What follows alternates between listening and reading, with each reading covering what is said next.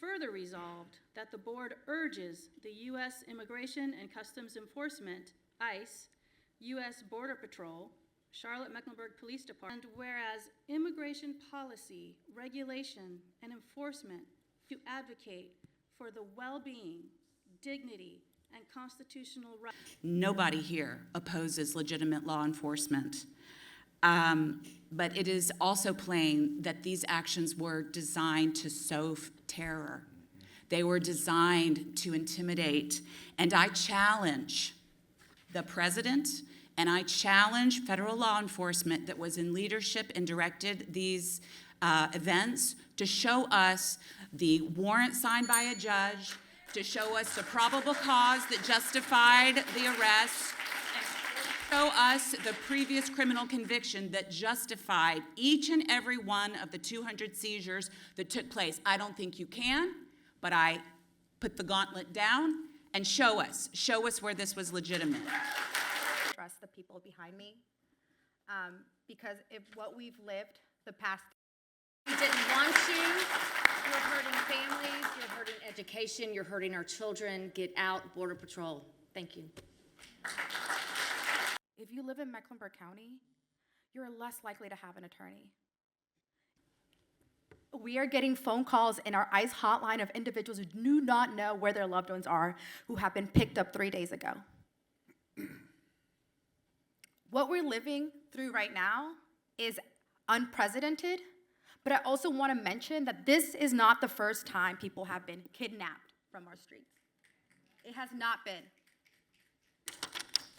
Now, therefore, be it resolved that the Mecklenburg Board of Violence for political purposes is terrorism.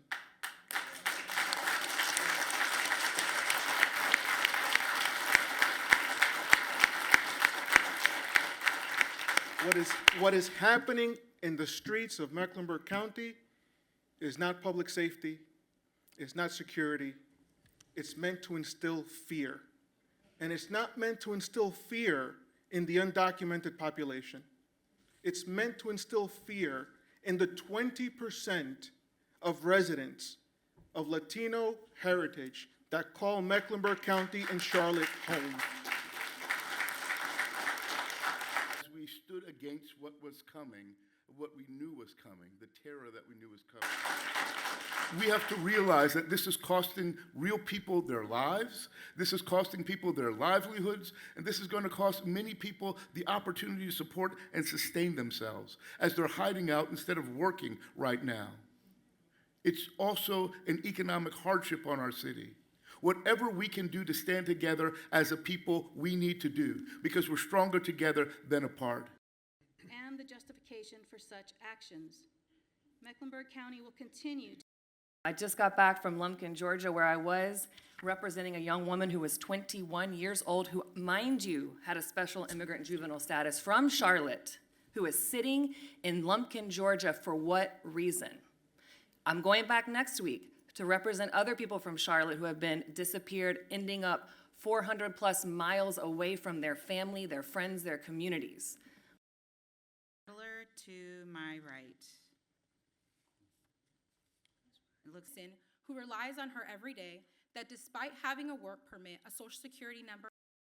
Today, the Charlotte I know and love is being terrorized by masked men operating under the authority of the federal government, but acting in violation to the Constitution, and stopping people simply because of the color of their skin or appearance. Why do they operate during the day, never at night? Every one of those stops is a violation of rights. For my people. I start to cover. I never had the fear that I have right now. I carry, since this weekend, my American passport. Because I'm not sure that they will respect even that document. Where we are living right now never happened during the 40 years that I have been covering immigration. constitutional rights. And 4, remain steadfast. And the first thing that I remember is that about humanity, that we are one, that we are all brothers and sisters. And I don't know how this is okay in any way for anyone. Thank you. Thank you. Thank you. To ensure residents have accurate information or support. This really hurts the fabric of our community. You've heard already the many contributions that immigrants in our community make to our economy. I didn't realize it was 12 billion, but it's probably even more than that because some is not recorded. But I want each one of you to know that we welcome and respect each one of you, and we're waiting for the day that the world will give you that same respect. Thank you. Consistent and constitutionally sound process for any enforcement act. I'm not Latino, but I'm a human being. And I understand humanity.